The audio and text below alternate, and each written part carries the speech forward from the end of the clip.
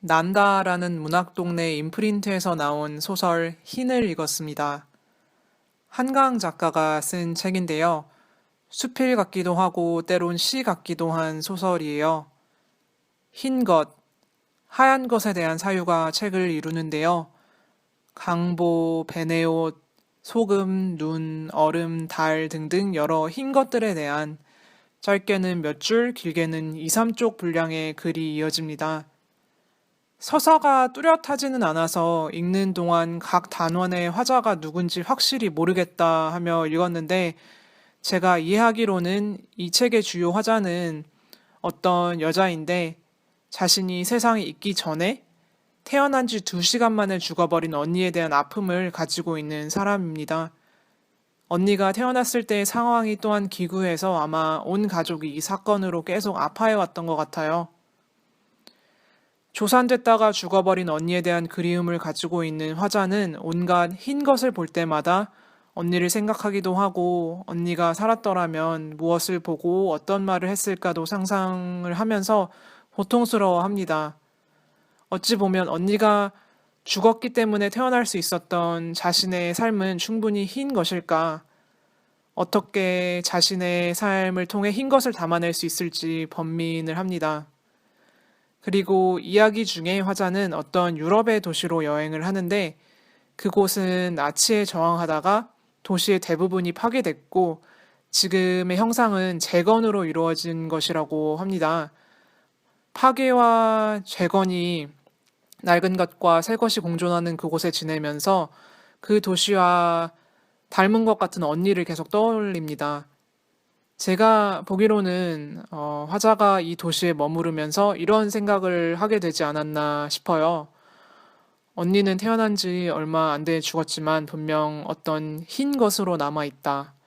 폐허가 됐다가 재건된 유럽의 도시처럼 죽은 자와 남은 자의 삶이 만나 어느 흰 것이 되어 힘들겠지만 힘겹겠지만 그것을 통해 살아나갈 수 있다고 그래야 한다고 어, 이 도시가 제가 신문 기사를 검색을 해서 읽어봤는데 한강 작가가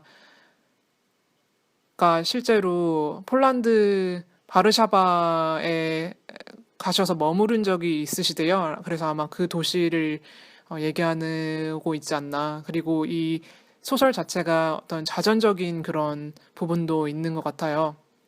음, 저는 이 책을 읽으면서 또는 읽고 나서 가장 뚜렷하게 다가온 부분이 흰 것에 대한 다양한 상념들이었어요.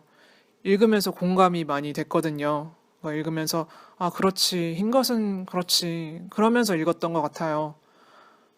작가의 섬세한 눈으로 바라본 흰 것에 대한 표현이 참 아름다웠어요. 저에겐 이 책이 한강 작가의 두 번째 소설인데, 처음에 읽었던 소년이 온다와 닮은 부분이 많으면서도 또 소년이 온다가 참 슬프고 날카로웠다면 이 책은 좀 더 서정적이고 시처럼 읽을 수 있었던 것 같아요. 그리고 책 자체도 참 좋은 것 같아요. 아주 빳빳한 종이에 인쇄된 글엔 여백의 미를 느끼실 수 있고요. 차미혜라는 예술가의 작품이 사진 또는 그 비디오를 갖다가 스틸 사진으로 찍어 놓은 게 중간중간에 수록이 되어 있어요. 간직하고 싶은 문장이 여러 개 있었는데, 그걸 남기면서 마치도록 하겠습니다.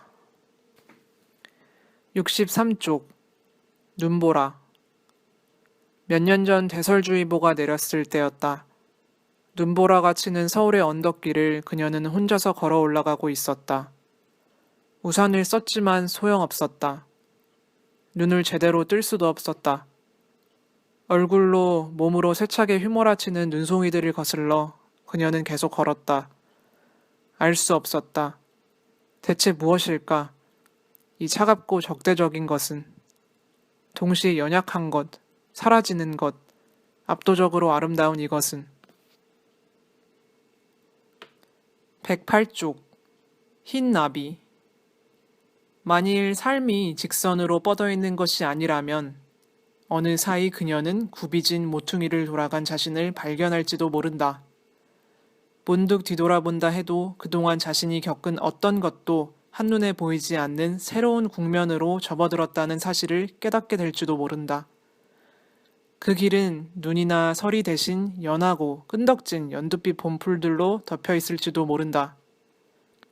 문득 팔락이며 날아가는 흰 나비가 그녀의 눈길을 잡아채고 떨며 번민하는 혼 같은 그 날갯짓을 따라 그녀가 몇 걸음 더 나아가게 될지도 모른다. 그제야 주변의 모든 나무들이 무엇인가에 사로잡힌 듯 되살아나고 있다는 사실을, 숨막히는 낯선 향기를 뿜고 있다는 사실을, 더 무성해지기 위해 위로, 허공으로, 밝은 쪽으로 타오르고 있다는 사실을 깨달을지도 모른다.